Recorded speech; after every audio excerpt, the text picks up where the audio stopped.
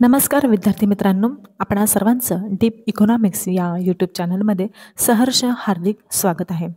आज आपण पाहत आहोत मुंबई विद्यापीठाच्या प्रथम वर्षाचा सूक्ष्म अर्थशास्त्र या विषयाचा अभ्यासक्रम. हा अभ्यासक्रम मुंबई विद्यापीठाच्या दूरस्थ व मुक्त शिक्षण संस्थेच्या विद्यार्थ्यांना देखील लागू आहे. आता आपण पाहणार आहोत घटक पहिला, सूक्ष्म अर्थशास्त्राची ओळख. त्यामध्ये आपण अभ्यासणार आहोत सूक्ष्म अर्थशास्त्र म्हणजेच काय, त्याचा अर्थ, सूक्ष्म अर्थशास्त्राचे स्वरूप, सूक्ष्म अर्थशास्त्राची व्याप्ती, महत्त्व व मर्यादा देखील अभ्यासणार आहोत.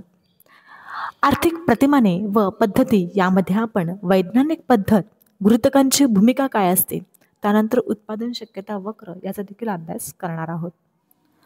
त्यानंतर विद्यार्थी मित्रांनो, आपण धोरण मार्गदर्शक म्हणून अर्थशास्त्रज्ञ यामध्ये वास्तववादी अर्थशास्त्र व आदर्शवादी अर्थशास्त्र यातील फरक अभ्यासणार आहोत.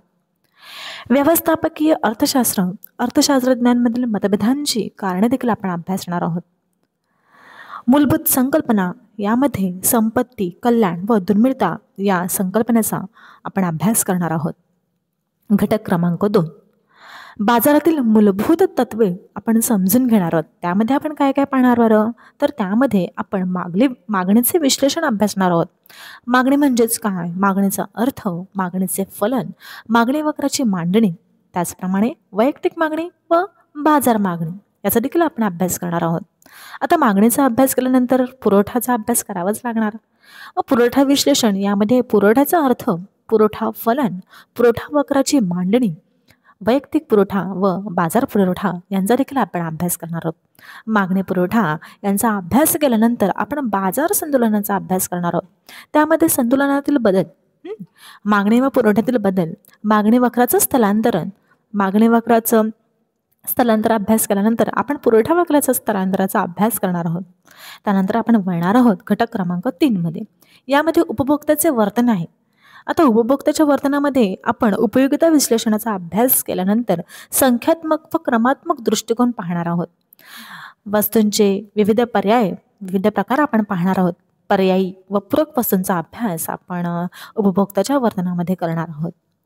समवर्ती वक्राचं विश्लेषण. समवर्ती वक्र म्हणजेच काय, त्याचा अर्थ, समवर्ती वक्राचे प्रकार कोणकोणते आहेत, त्याचा गुणधर्म काय आहे हे देखील आपण अभ्यासणार आहोत. अंदाजपत्रकाच्या मर्यादामध्ये त्याचा अर्थ, गुणधर्म व अंदाजपत्रक रेषेची उत्पत्ती आपण पाहणार आहोत. उपभोक्त्याचा समतोल कसा होतो, अंदाजपत्रक पर्याप्तीकरण, त्यानंतर उत्पन्न, किंमत व पर्यायता परिणाम आपण अभ्यासणार आहोत.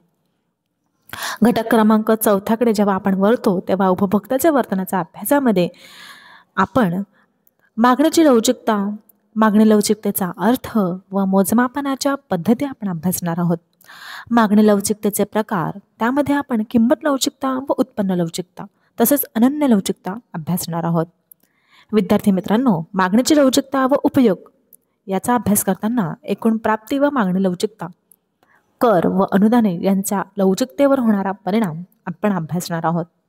उपभोक्ता व उत्पादक संतोषाधिक्य याचा अर्थ व मापन आपण याचा अभ्यासक्रमामध्ये आपण करणार आहोत. तर विद्यार्थी मित्रांनो, हा मुंबई विद्यापीठाचा FYBAचा अर्थशास्त्राचा सूक्ष्म अर्थशास्त्र भाग 1चा अभ्यासक्रम आणि लवकरच आपण प्रत्येक टॉपिक वाईज इथे व्हिडिओ अपलोड करणार आहोत. धन्यवाद.